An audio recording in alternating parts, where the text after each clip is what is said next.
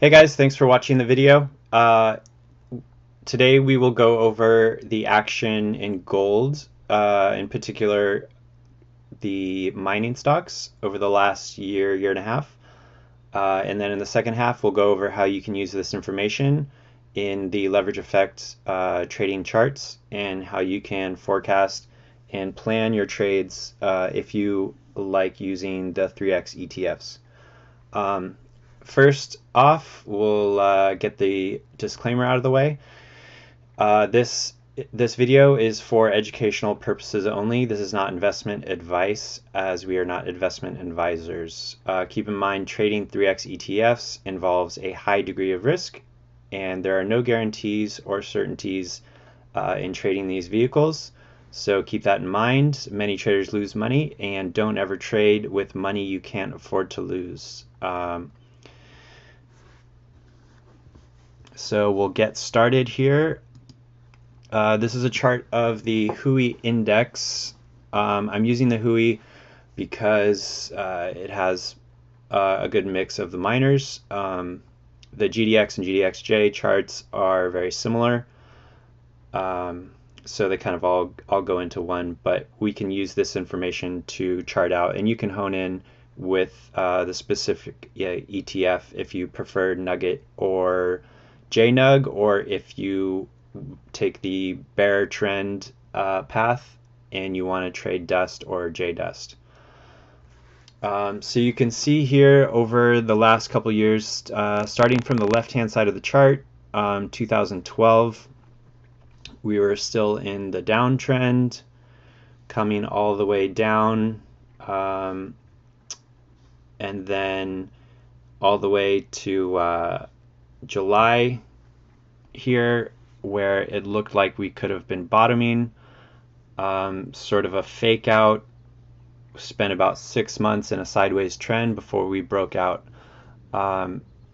What I like to look for is MACD and RSI divergence to give me clues on and trading. So you can see here in October we started the MACD divergence, which has been rising as price was falling all the way up to this point here, this red line, where you get that last touch and the break above it. You can see the MACD is coming, or the MACD trend line is coming down here. We get a touch here, which was a fake out. This point here with the divergence here looked to be the bottom. Not having the help of hindsight, this would have been a pretty good spot here to get long if you were thinking that was the bear market bottom. You could see it came back up, but continued to waffle around and trade sideways until hitting, until breaking through the 200-day moving average at this point here. And then you could also see it broke out of this MACD downtrend here in this green zone here. So let's zoom in a little bit on this situation that we've got here.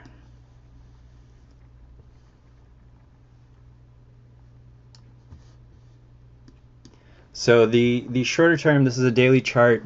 The shorter term movements, you can see the divergences on both ends. You could see there's a divergence here, and then another divergence here. So the divergences typically show you a decline in momentum, and then it stalls, and then kind of ping-pongs around between these lines until it breaks out and starts a trend. So you could see here this could have been the bear market bottom, came up, and the 50 RSI is sort of your trending zone. So here you can see it bouncing around a lot on the 50 RSI, which is indicative of this sideways trading. 200-day moving average is still moving down. So not looking forward through the charts, we'll come through here. Declining RSI, way oversold, breaks that trend line right here. So that could be potential bear market bottom.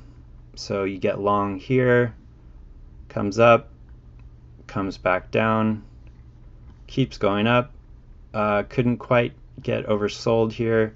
We have a small divergence, sells off, comes back down, comes back up, breaks the 50, comes down, comes up, and then finally we get the washout, which broke that. Probably everyone's stops were right on this line that it was riding. Maybe people got stopped out here, or maybe they got stopped out here. But finally the washout was right here, when it knocked out everyone's stops, and then that's when the bull move started. Crossed the 50, or crossed the 0 line on the MACD, crossed the 50 on the RSI, and then shot up to overbought. This is still the downtrend zone from the bear market. So when it finally broke through here, that was sort of the first indication that the bull market was resuming. This would have been obviously your exact bottom here. The break of the 200-day would have been your spot to get long and then ride this all the way up. So this had basically 1, 2, 3, 4, 5 pushes up. You could see we had a slight divergence here, and then that trended all the way down, touched the 50 here. A lot of people probably thought that it was a bear market rally and that we were going to fall back down below. So that was probably a lot of people sold here and quickly reversed, headed back up to overbought, came down, kind of traded sideways a little bit, consolidated, moved up again here, and then came all the way back down. RSI broke the 50 line. That probably also told traders to get out of their positions here. Another fake out move, gap up, kind of a weak move, fell back, touched the 50, and then blasted off again, overbought, came back, touched the 50, again breaking down below. That probably you would have thought that that was again the top, and we're going to come back down to oversold levels, and then it blasted off again, making a new high in the last push here. And you can see a significant divergence from this peak to this peak, as well as the MACD divergence here from this peak to this peak. And then you have the longer term MACD uptrend here, coming all the way. I mean, this is probably over a year long MACD uptrend. It broke down through here, probably faked a lot of people out here. But you got your final washout when it crossed here, which in hindsight that should have been the sell signal after this really long, about 8-month uptrend with 1, 2, 3, 4, 5 pushes, finally breaking down through this uptrend here, and then continuing down to oversold levels. So you can see on the RSI, that was your warning signal here, breaking through the 50 after this long strong push above, and then came down to oversold, quick bounce back up to the 50. This was probably your second signal to get out. Came down, came back up, touched the 50. That was your third signal to get out. Came back oversold, came back up to touch the 50. Couldn't get through it, bounced again, and then it peaked out above, got above the 50. That arguably should have come up through that trend line and went back to oversold, but that was during that was the election washout, and that this being over the 50, I mean, typically that's probably where you're going to want to go long, thinking that the bull trend is going to resume. Just broke out over the 200-day moving average. So that by the book, textbook, that's a pretty good spot here. Although that's only 2 months, 2.5 months, 2.5 month consolidation in this downtrend. So yeah, maybe, but clearly that didn't work out. Again, benefit of hindsight.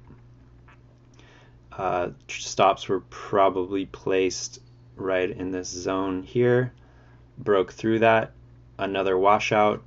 You can see here, again, we're starting a divergence in the RSI as well as in the MACD from this point here, here, here. So we got 3 touches on the MACD. Boom, boom, boom. We got RSI divergence as well. That's always a good sign that you're building momentum to push back above the 50 line. So then we finally get it on the washout. Again, this is the Fed rate hike in December, and then shortly after we get this launch. Breakdown of the long-term MACD right here, head down, stay below the 0 line. So below the 0 line is consolidation, downtrend, bear market. It typically spends a lot of time down here. Above it, in a trending move up, you're going to see it spending all the time above. Same with RSI 50 above, MACD 0 and above. Trend changes, you want to see divergence build and then push through. And that push through is typically where the good moves, the good gains are had. So you can see this RSI divergence building, and then finally we get a push through. So this spot here where we had the last rate hike marked almost the bottom. You can see to touch here, and then a push, strong push through the 50, small back test, and then a push to overbought levels, which is right here. So as we move a little bit forward here,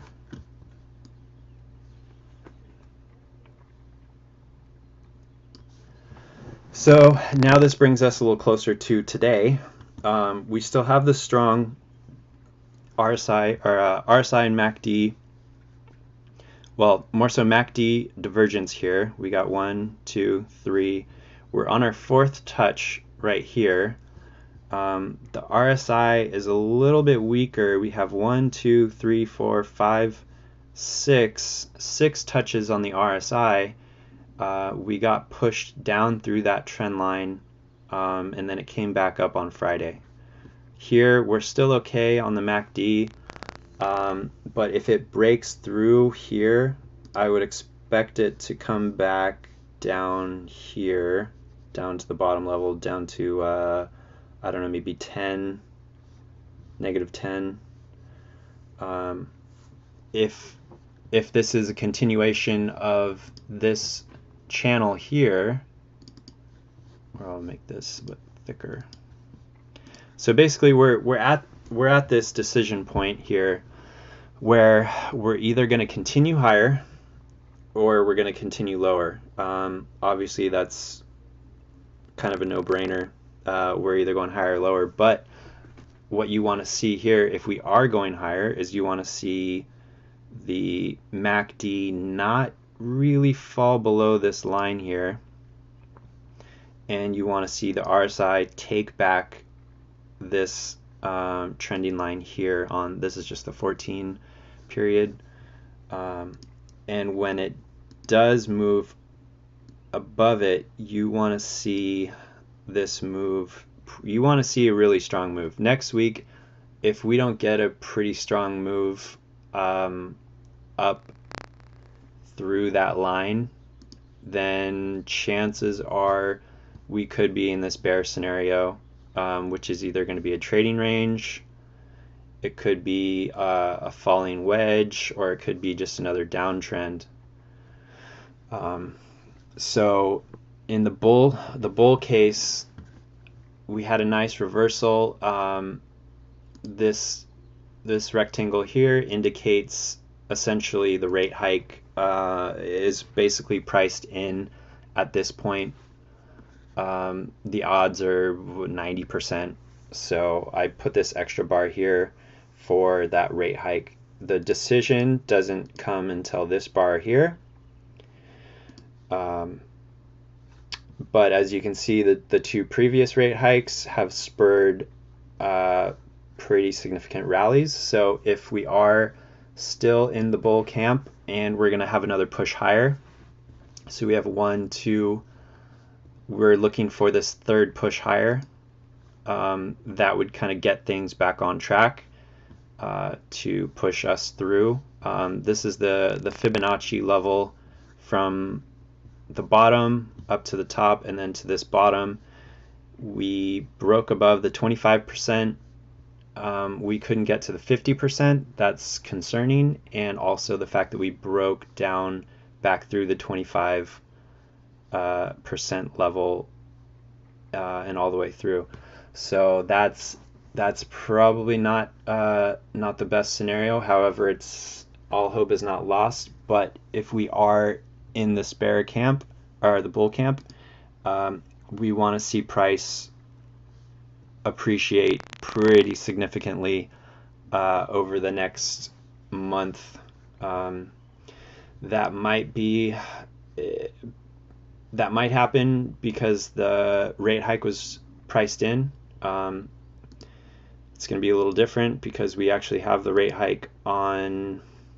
Actually, I mean, what could happen is, so basically we have the RSI pretty much oversold. So I would expect a bounce out of this oversold condition, much like the downtrend that we have here, where it was oversold, came up, tested the 50, couldn't make it, came back, tested the 50, went oversold, came back, tested the 50. So this whole time in this consolidation, it was testing the 50 and then kept falling back until it finally punched through and then had this really strong move to this oversold condition here until breaking it here. So this is, we should have seen, if this rally was going to continue, although it was pretty stretched, it should have bounced off of this 50 or maybe just a little bit below it, and then went on to become oversold again. But instead we broke through it, which is signaling more of this look here when we broke down through the 50 and then we started this long consolidation. So that said, we did bounce off of this. We could bounce, make another lower low, and create divergence. That would be positive. Or we could bounce out of this condition to test this falling RSI trend line here, which would be this line here. So this is kind of what we want to see next week. Would be this move here, which would take us to the rate hike decision. Now, it's still possible that they don't hike rates with the GDP forecast being at 1.8%. It's not 100% probability. It's still 85, 90%. So there's a chance that they don't hike rates. If that's the case, then we could see this push all the way to the top end of this channel in this third push here. That would take the HUI to a new high around 235, 240, something like that. But this is the zone here that we're going to want to watch. Oh, wrong one.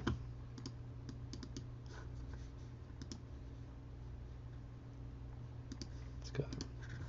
So this zone here is what we're going to want to watch next week. So if this was just a manipulative sell-off stop run just to shake everyone out, we want to see this pop back to the 50, and then we want to see it break through and then head back up to the 70 overbought for the RSI. If it does get back above the 50 and heads towards the 70, then we may be resuming this uptrend, and then I'd say we'd be in this green channel up here. If we head up to the 50, so if next week we start out, basically you could use Friday's low as the stop, and we continue higher up to the Fed rate hike, and then we challenge this downtrend, which is this red line here, which is basically the downtrend of this current move, as well as the downtrend from the August high to this previous peak. So that would kind of provide two areas of resistance here right into the hike day. So it's possible that we move up into the rate decision, and then if they do hike rates, we could have some more selling. It would be a little counterintuitive, since the last two rate hikes caused pretty significant rallies. But if this rate hike, for whatever reason, causes a sell-off, being that it would kind of coincide with this downtrend line, then we're probably going to see this move come up to the 50, and then we're going to see it bounce and then head back lower. So in that case, we're going to see this move up into this zone, get rejected, and then it's going to fall back. If this is a channel here, then it's going to fall back somewhere down here. It's probably going to break that December low, unless it creates a smaller trading range up in here. That formation is yet to be seen, whether it's a sideways trading range, or if it's a down channel, or if it's a falling wedge. Either scenario is going to be bearish. However, if it doesn't quite get above this line, then it probably won't really be a trading range, because it's going to make a lower low. So I guess in that in that case, if you get a double top, then you could set a trading range through here. In this zone here, that would be your trading range there. But oops, if we don't get there,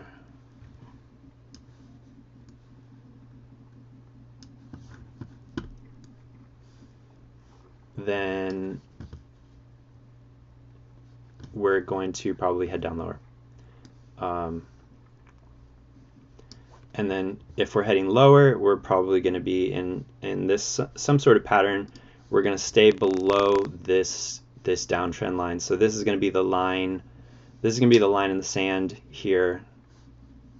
That's from this peak to this peak to this peak, and then we'll probably just bounce around below it. Whatever that pattern, whatever that formation is going to be It could be a flat bottom triangle and then break through a wedge, a channel.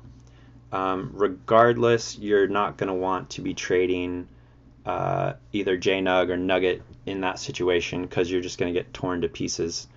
That might even be difficult to try and trade the inverse ETFs unless you want to try and pick tops and bottoms in any of these pattern formations. So that's where we're at. Next week is going to be very important. Again, we don't want to see it break this line here, and then we want to see it get back above this RSI uptrend here, and then we'll ultimately want to see it break above the 50 line and then head back up to the 70. That would give us confirmation that at least there's still a little bit of hope left that we're still in this bullish trend. Otherwise, we could be in a downtrend, and the way that this chart is lining up, it could be possibly the June time frame before we break out and resume into another trending move. This gray box here is the next Fed meeting, although it's not, it doesn't have a conference, so that's why it's gray. And then the June meeting has the live conference, so that could coincide with the next leg up. If we don't move up this week, then I would venture to guess that we consolidate in this some sort of pattern here until we would be stuck in this range somewhere in here. We would be stuck in that box until June, until the June hike, and then maybe what they end up doing is they come, tear up the traders all the way through this period over the next few months, and then trip, kind of get that final washout below the December low in June, and then they dip below it just like they did back in December. They dip below it, come back, and then launch up into the next wave of the rally. So really critical thing, basically, in summary, what you want to be watching is this zone here. Again, the MACD line and the RSI, you want to see that quickly jump back above 50. You want to see the MACD back above the 0 line, and then you want to see this trend move higher. If we don't, and we bounce up off the 50 and then get rejected, then that's probably going to be the signal that we're in a longer term consolidation.